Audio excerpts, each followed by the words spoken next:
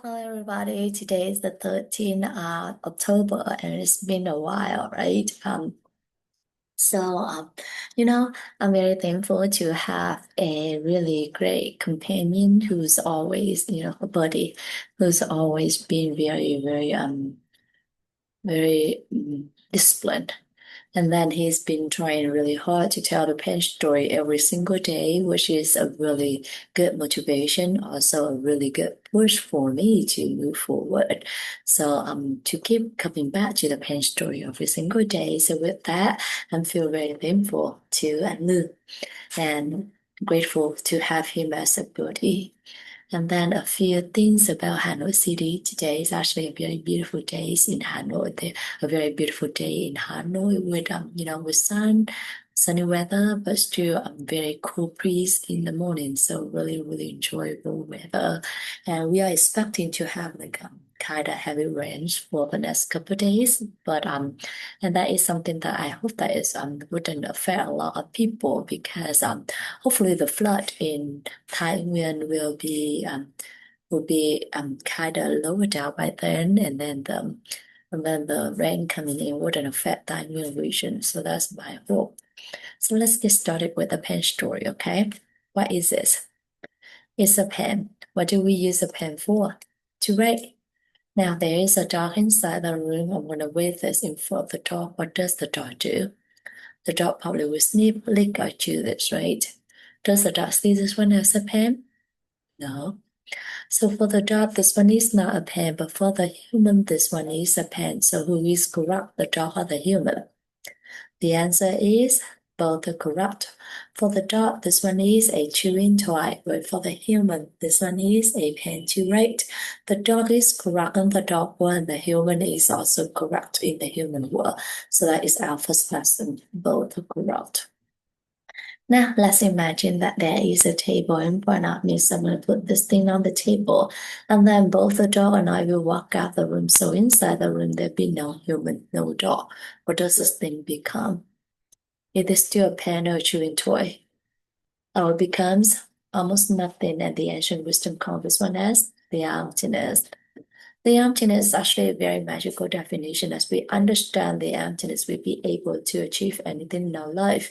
Just like Ishin Michael Roche applied the emptiness into his business and was able to build business with a revenue of $250 million a year.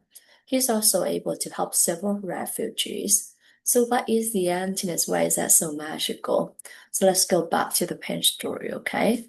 So this technically on the table when there is no human, no dog, or nothing to interact with. It is almost nothing, right?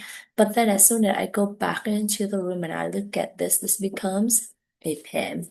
When the dog comes back to the room and the dog looks at this becomes a chewing toy. And when both the dog and I come back to the room at the very same time and we both look at this at the very same time, what does this thing become? What becomes two things, a pen for me and a chewing toy for the dog. So a single thing, when there is no human, no dog, or to be exact, nothing to interact with. We come back to true zone, we call it the emptiness. So the emptiness is actually not blackness, not emptiness, not blackness, not darkness, nothingness, or not even not even black or white, or no feeling, no happiness, no sadness. The feeling, the emptiness is just ourselves when we do not interact with anyone. So indeed, everything in this entire universe will possess emptiness. But because we have the emptiness and because of the fact that we're always interacting with other people or the things around us, so we have the potential to become anything or anyone depending on who or what is looking at that at the very moment. So that is our second lesson. Along with the emptiness, we all have limitless potential. Now I see this as a pen. So does this pen come in from me or does this pen come in from the thing itself? This pen is actually coming from me. Why am I so certain? Because if the thing is the pen itself and the dog or anything in this entire universe will have to see it for what it is, which is a pen. But does the dog see this one as a pen? No. So this pen is actually coming from me. This pen is actually coming from my mind, and everything is actually coming from our mind. So that is our third lesson. Everything is actually coming from our mind. Now we all agree that this pen is coming from my mind, right? So I'm going to change my mind and I'm going to believe this one become a diamond, okay? So please pray with me. Diamond, diamond, diamond. Open my eyes. It's still a pen. What in my mind that forced me to see this as a pen but not a diamond? They all sit inside our mind that the ancient wisdom calls as karma.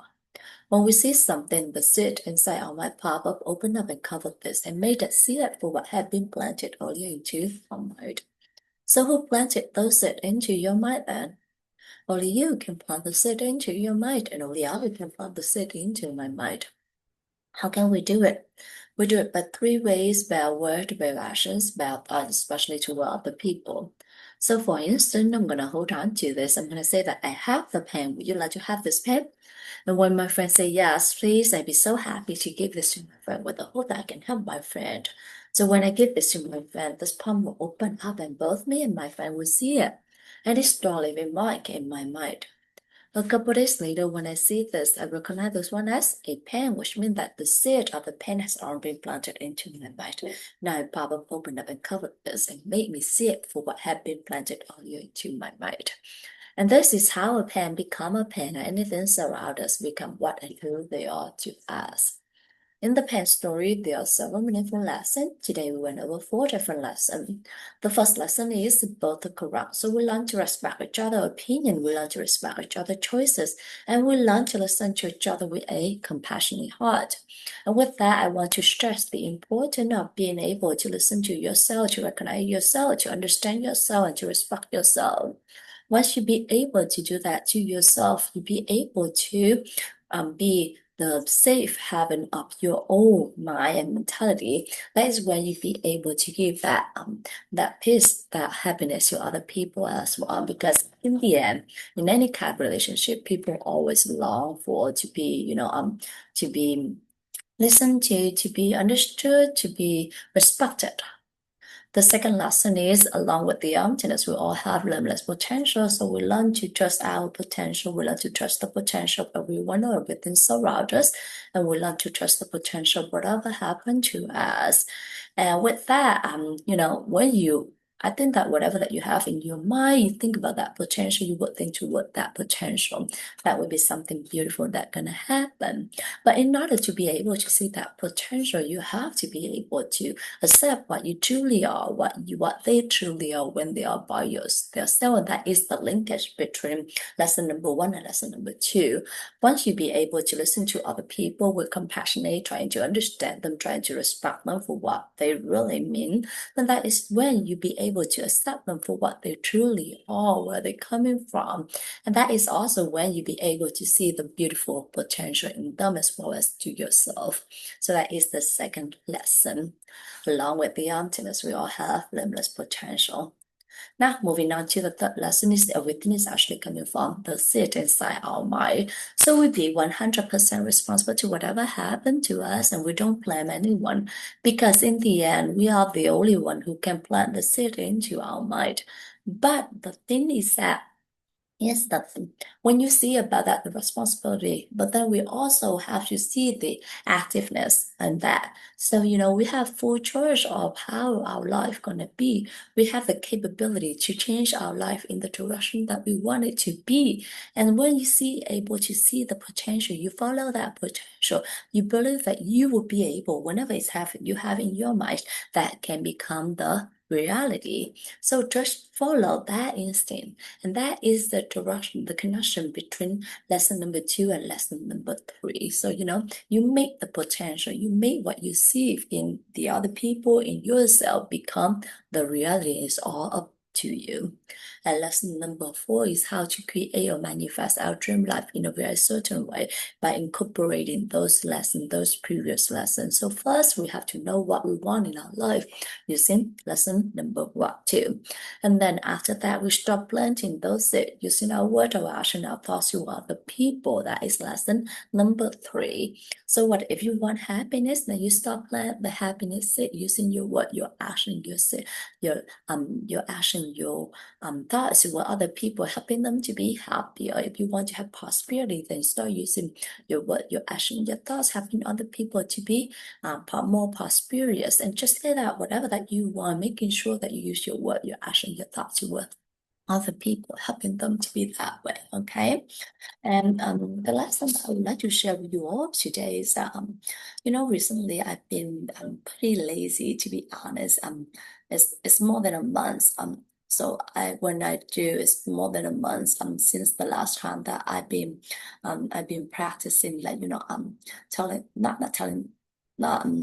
Running as well, telling the pen story. It's been a very long time that I have been able to tell the pen story like every single day. And I think it's more about the mentality. I think so. So it's very hard to build a good habit, but it's even harder when you left that habit and come back to it. But I think that once you be able to get to that habit, you should be able, like, you build it back, right? You just have discipline you all.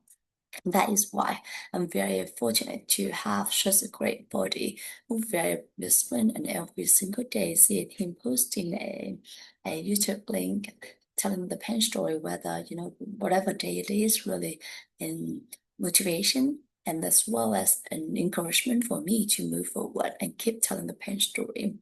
And that's the lesson that I would like to share with you all today. Thank you everyone for listening to me. Thank you, Anna, for accompanying this 3,000-day journey.